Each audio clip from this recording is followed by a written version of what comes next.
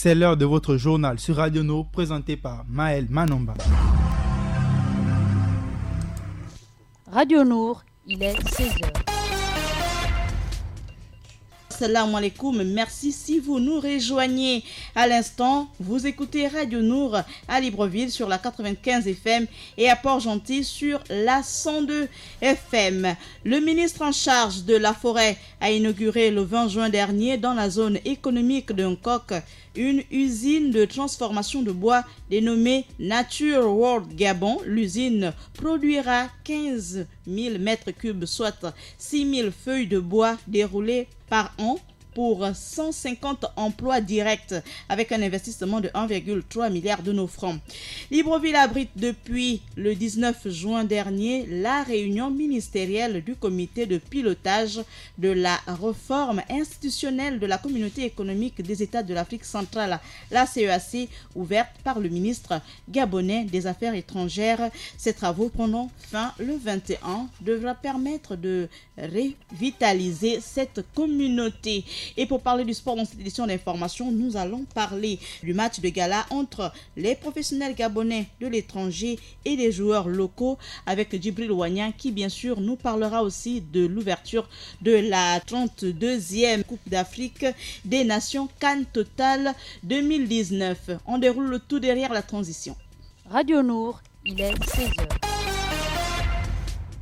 Un échange entre le Premier ministre et les délégations, une délégation des experts français conduite par l'ambassade de France, l'ambassadeur de France au Gabon, Philippe Autier, pour la mise en place d'un chantier d'une chambre des métiers de l'artisanat avec le concours de la France. Son ambassadeur Philippe Autier nous fait le point. C'est un projet qui donnera lieu à la publication d'un décret portant création d'une chambre de métier. C'est un projet qui se déroule d'ores et déjà sur le terrain, avec notamment pendant tout le premier semestre de 2019 une série de missions d'artisans français qui se sont dispersés dans 6 provinces du Gabon. À l'instant, son Excellence l'ambassadeur de France au Gabon, Philippe Autier. On écoute à présent Jean-Marie Ogandaga, le ministre gabonais de l'artisanat. Nous préparons des personnes à être leurs propres chefs d'entreprise. Nous préparons ces personnes à avoir une capacité à occuper un emploi, parce que quand on est bien formé, quand on maîtrise son art, on est indépendant et on est à même de créer sa propre petite entreprise. À la tête du ministère des Forêts de la Mer, chargé du plan climat, le professeur Lee White, 24 heures après avoir réouvert l'exportation du bois, il a inauguré le 20 juin dernier une nouvelle usine de transformation de bois dans la zone économique à régime privilégié de Nkok. Il a d'emblée indiqué qu'il voit en cette inauguration, je cite, la matérialisation de la vision impulsée par Ali Bongo de transformer localement le bois gabonais. Fin de citation. Nature World Gabon, il s'agit du nom de la nouvelle usine spécialisée dans le nettoyage, le déblayage, le séchage et le déroulage du bois. Forte d'un investissement de 1,3 milliard de nos francs, Nature World Gabon produira 15 000 m3, soit environ 6 000 feuilles de bois déroulées par an avec 150 emplois directs. 36 ans après sa création, la communauté économique des États de l'Afrique centrale n'a pas atteint les objectifs qu'elle aurait dû atteindre à sa création entre situation sécuritaire incertaine, faiblesse de l'indice d'intégration, de dépendance financière et manque réel d'appropriation de la communauté par les États membres. La CEAC n'a pas pu relever certains défis en matière d'intégration politique, économique et sociale. En mai 2015, la 16e conférence des chefs d'État et de gouvernement de l'institution a décidé qu'une réforme institutionnelle était urgente pour réaliser ses objectifs d'ici 2025. Cette séance est cruciale pour tenir les engagements de l'agenda 2063 de l'Union africaine. Et en ouverture des travaux, Alain-Claude Bilebinze, ministre gabonais des Affaires étrangères, a indiqué que, je cite, la CEAC doit se repositionner et s'assurer qu'elle dispose des capacités institutionnelles nécessaires compte tenu de l'évolution des besoins économiques, politiques et sociaux de la sous-région. Fin de citation. Du sport dans cette édition d'information pour parler du match de gala entre les professionnels gabonais de l'étranger et les joueurs locaux. On écoute Djibril Ouania. Oui Maël, pour maintenir les relations entre footballeurs professionnels évoluant hors du pays et ceux des championnats nationaux, une double confrontation dont la dernière a été lancée jeudi au stade de Augustin Monédan. Le match opposait les expatriés du Gabon contre les joueurs locaux. Yves-Stéphane Bitseki-Moto, Aaron Apinangoy, André Biogopoko, Didi Ndong Ibrahim, Aaron Boupenza, Malik Evuna et Axel Meillet ont constitué la crème des expatriés. Côté locaux, on a eu les frères Alain Naninono, Manimé, Alogo Rick Martel, Christian Zerondo, Rodrigue Mundunga, Axel Meillet Mendong, Alex Muketo, Djobu Sougou étaient les métronomes pour la partie locale. Sur le terrain, ce sont bien évidemment les coéquipiers de Rick Mundunga et Tichinho qui vont prendre le contrôle du jeu en ouvrant le score par l'attaquant de l'Union sportive de Bitam, Djobu Sougou. Malik Evuna sur penalty égalise pour les expatriés avant la pause, avant bien évidemment que le jeune Wilfried Litouki, pensionnaire de 3e division nationale, va corser l'addition pour les locaux. Et puis Axel Meillet, encore sur penalty, va niveler le score pour un score de 2 buts partout. Écoutons à l'instant les acteurs de cette rencontre, André Biogopoko, Aaron Apinangoy et Yohan Naninono. Il y a beaucoup de talent déjà, il y a beaucoup de bons joueurs. J'espère pour eux que l'année prochaine ou pendant la période du mercato, quelques-uns parmi eux auront la chance de sortir du pays et avoir des clubs à l'étranger. Mais sinon le niveau il est bon, malgré le championnat, un championnat réduit. Il y a de la qualité et c'est bien pour le football gabonais. Ça fait toujours plaisir parce que c'est vrai que c'est vraiment une très belle initiative. Je pense qu'on doit le faire assez souvent. Pour nous, les expatriés qui sommes sortis et les joueurs locaux, c'est toujours important comme ça de se retrouver autour d'un match et ça fait vraiment du bien. Oui, des bonnes choses. Ça a été un bon match pour nous. Match de préparation, on peut dire, pour la nouvelle saison. Ils sont venus avec plus d'expérience, mais on a fait le résultat qu'il fallait. Encore du sport pour parler cette fois d'un rendez-vous continental. Il s'agit de la Coupe d'Afrique des Nations de football total 2019 et la 32e édition de la Coupe d'Afrique des Nations qui se déroule en Égypte du 21 juin au 19 juillet prochain. Elle est la première organisée regroupant 24 équipes participantes et à avoir lieu en été. C'est 52 matchs au programme. Pour en parler dans cette édition d'information, dans ce studio, Djibril Ouania. Djibril, bonjour. Bonjour Maël. Alors, cette compétition, aujourd'hui, Djibril Ouania, vous êtes notre consultant, vous êtes journaliste sportif. Quels sont les enjeux de cette grande messe de football africain? Il faut d'abord dire que c'est bien ce soir que démarre la CAN 2019, Total 2019, au stade du Caire, dès 21h, heure de Port-Gentil, où nous émettons sur les 102.fm. Le pays hôte, les pharaons d'Égypte, affrontent les Warriors du Zimbabwe qui sont à leur deuxième participation d'affilée. Comme vous l'avez dit, il y a eu certaines innovations. C'est la première CAN qui se joue en été et avec 4 équipes, avec 6 poules. Les 2 premiers de chaque poule ainsi que les 4 meilleurs troisièmes seront qualifiés pour les 8e de finale. La compétition fera un mois, vous l'avez dit, avec 52 matchs. 12 nations l'ont déjà emporté au moins une fois. 6 plus d'une fois. Il s'agit de l'Égypte avec 7 éditions, le Cameroun 5, le Ghana 4, le Nigeria 3 et la République démocratique du Congo qui en 68 et en 72 l'avait emporté, sans oublier les éléphants de Côte d'Ivoire en 92 et en 2015. Cette CAN est aussi l'indicateur majeur pour la course au Ballon d'Or africain, au Ballon d'Or France Football, mais aussi au FIFA Best Player 2019. 4 principaux prétendants. Mohamed Salah, l'Égyptien, champion d'Europe avec Liverpool, 22 buts championnat d'Angleterre, vice-champion d'Angleterre. Même statistique pour Sadio Mané, le Sénégalais, qui va peut-être mener le Sénégal vers son premier titre continental. À côté d'eux, il y a en embuscade Nicolas Pepe, le Lillois, qui a été élu meilleur footballeur africain du championnat de France, et Naby Keïta, le joueur de Liverpool, qui évoluera avec la Guinée-Conakry. Il faut rappeler le grand absent de cette compétition n'est rien d'autre que le Gabonais Pierre-Emerick Aubameyang avec les Panthères, lui qui va manquer de marquer des points dans cette Coupe d'Afrique qui est un véritable révélateur pour les titres individuels des footballeurs africains. Alors Djibril, tout ça c'est intéressant. Quelles sont les grandes équipes attendues à cette CAN? Sans nul doute, les joueurs cités prétendants sont liés à ces équipes. On parle effectivement de l'archi-favori, l'Égypte, qui a difficilement perdu de compétitions organisées sur ses terres. On parle du Sénégal, qui malgré effectivement la finale 2002, avec un Sadio Mané au meilleur de sa forme, pourrait effectivement rentrer désormais dans cette escarcelle des pays champions d'Afrique. La Côte d'Ivoire, qui revient avec son Nicolas Pepe en forme.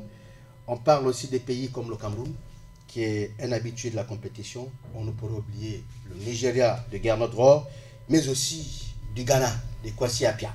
C'est ces équipes qui vont favoriser la compétition avec beaucoup de outsiders, puisque la formule fait en sorte que l'on aura désormais 16 équipes au lieu de 8 qualifiées pour les huitièmes de finale. Une compétition, on vous le dit, qui se joue en été et qui permet à tous les joueurs africains de ne pas avoir la pression de club. Ils vont jouer tous libérés parce que la compétition se joue en période de vacances, on va le dire, où il n'y a pas de compétitions jumelées. Et je crois qu'à ce niveau, il y a fort à faire pour toutes les équipes. Le Burundi, la Mauritanie, la Grande Île, Madagascar arrivent pour la première fois. Quels sont leurs avantages? Le Burundi a certainement l'appui des hautes autorités. On ne va pas oublier que le président burundais était un fervent passionné du football. La Mauritanie avec Corentin Martins qui effectivement est depuis là-bas depuis 4 ans, qui fait un travail exceptionnel avec cette équipe. Une équipe de la Mauritanie qui a gravi les échelons. Et Madagascar qui est la grande surprise, mais qui peut aussi faire parler d'elle. On se rappelle de l'Éthiopie qui en arrivant en CAN avait facilement obtenu les quarts de finale. C'était la même chose pour le Cap-Vert. On espère que ces équipes ne vont pas vendre moins cher leur peau et vont justifier leur présence dans cette compétition que l'on dit facile pour les 24 équipes parce qu'on a ouvert, mais le football se joue en 90 minutes pour chaque match. Alors en 90 minutes pour chaque match, l'Égypte décroche l'organisation de cette CAN 6 mois après que le Cameroun l'ait perdue. Pour l'Égypte qui abrite cette compétition, quels sont les enjeux politiques, économiques et sportifs? Il faut dire que l'Égypte joue cette compétition sur fond de deuil. Vous savez que Mohamed Morsi est décédé, c'était un ancien président égyptien. À côté de ça, la terre égyptienne est une terre à haut symbole pour la civilisation africaine. C'est, on va dire, le berceau de la civilisation avec toute l'histoire que l'on connaît. C'est une grande ville touristique. Je crois qu'en acceptant d'abriter cette compétition et en facilitant la CAF, l'organisation, n'oublions pas aussi que le siège de la Confédération africaine de football est au Caire, en Égypte, et qu'il y a beaucoup de symboles dans cette compétition concernant ce pays. Alors pour la rencontre de ce soir, Égypte-Zimbabwe, quels sont vos pronostics? Je vous disais que l'Égypte était archi-favori, mais cela n'occulte en rien que le football est un jeu qui se joue avec 22 joueurs, chacun ayant la possibilité d'exprimer son talent. Je pense que les jeux sont ouverts. C'est plutôt l'Égypte qui a la pression du stade, mais aussi de l'histoire. Et le Zimbabwe va jouer en embuscade, en outsider. Mais il faut rappeler que les équipes d'Afrique de l'Est et d'Afrique australe ont souvent une bonne manipulation du jeu. C'est souvent des gars très techniques. Et je crains qu'il ne crée des difficultés à la défense, à la défense égyptienne, malgré son entraîneur qui est hispanophone, donc l'espagnol, l'entraîneur de la formation d'Égypte, qui peut effectivement transmettre cette culture de football, du beau jeu à cette formation. Une dernière question quand même, le Gabon n'est pas présent, mais on a un arbitre. Oui, c'est Eric Kotoko Castan qui a été, on va dire, repêché, parce qu'on se rappelle qu'il y a quelques jours, il avait été on va dire mis à côté du groupe des arbitres qualifiés pour arbitrer cette Coupe d'Afrique des Nations. On va juste souhaiter bonne chance à Eric Kotoko qui reste un de nos meilleurs arbitres en activité et on va lui demander d'oublier le petit incident qu'il y a eu. Il est le seul représentant, c'est à lui de défendre les couleurs vert jaune bleu. Merci Djibril, on espère te retrouver tout au long de cette compétition jusqu'au 19 juillet et bonne chance à toutes les équipes. 722 millions de nos francs, c'est le chiffre de notre rédaction. Il faut rappeler que le 13 juin dernier, le Premier ministre Julien Koré-Bekale avait annoncé la composition de la nouvelle équipe gouvernementale avec 28 ministres seulement, ce qui permet une réduction substantielle de la masse salariale sans compter les importations économiques sur les frais de fonctionnement, de représentation, de déplacement et les avantages divers. Donc, c'est 722 millions de nos francs. C'est l'économie réalisée par l'État gabonais grâce à la réduction de la taille du gouvernement passé à 28 membres contre 38 précédemment, avec un seul ministre d'État contre 11 dans l'équipe précédente. On ouvre à présent la page internationale avec Ida Ibinga. Assalamu alaikum Ida. Wa alaikum salam Maël. En République démocratique du Congo, la Ligue des électeurs insiste sur l'importance des élections locales. On parle d'économie avec le débat sur les relations commerciales et économiques entre la Russie et l'Afrique. Enfin, la 38e fête de la musique, une carte tendre où la musique bat son plein en France et dans le monde. Le développement des titres, c'est tout de suite. En République démocratique du Congo, la société civile insiste sur l'organisation des élections locales, municipales et communales. Notons qu'après la présidentielle, les législatives nationales, provinciales et sénatoriales, le calendrier électoral prévoyait la tenue des scrutins pour la première fois depuis l'adoption de l'actuelle constitution à partir de septembre 2019. Mais en ce mois de juin, la CENI n'a toujours rien organisé, notamment en raison, dit-on, des manques de moyens. Retenons tout simplement que les élections municipales et provinciales, gage d'une démocratie locale, ont toujours été sacrifiées. Je vous propose d'écouter Patrick Ngoyi, représentant de la Ligue des électeurs. Écoutons.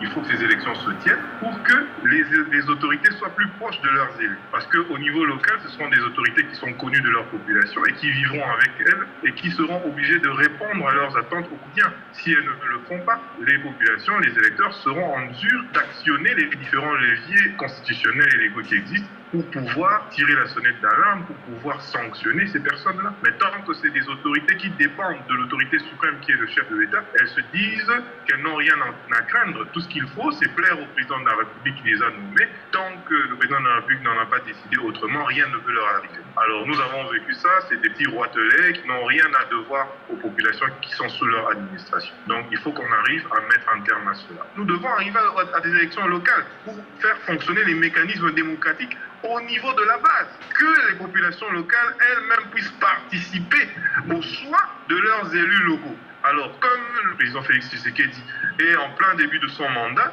il y a lieu de marteler pour que cette option politique soit levée. C'était Patrick Ngoyi, représentant de la Ligue des électeurs. L'actualité se poursuit avec le débat sur les relations commerciales et économiques entre la Russie et l'Afrique. La stratégie d'Afreximbank pour les sociétés de commerce d'exportation a été lancée le 20 juin dernier à Moscou lors de la conférence russo-africaine, qui s'inscrivait dans le cadre des réunions annuelles d'Afreximbank avec le soutien de la fondation Roscongress et du centre d'exportation russe. Notons parmi les intervenants figurait le directeur général de l'initiative sur le commerce intra-africain, l'Afreximbank, Kanayo Awani, et le gouverneur adjoint de la Banque centrale d'Égypte, Gamal Mohamed Abdel Aziz. Retenons que le renforcement de ces relations commerciales et économiques entre la Russie et l'Afrique a été l'un des points centraux de la discussion. Le refermement des actualités internationales avec la fête de la musique qui bat son plein en France, cette 38e fête de la musique est placée sous le signe de l'Europe. Le ministère de la Culture française a ainsi proposé à tous les pays de l'Union européenne de jouer lorsqu'il sera 20h l'Ode de la joie, l'hymne européen. La musique est fêtée en Belgique, en Allemagne, en Italie, en Espagne, au Luxembourg, en Pologne, en Suisse et même en Bulgarie. Hors des frontières de l'Union, les États-Unis participent largement, notamment à New York, où l'on célèbre le Make Music Day.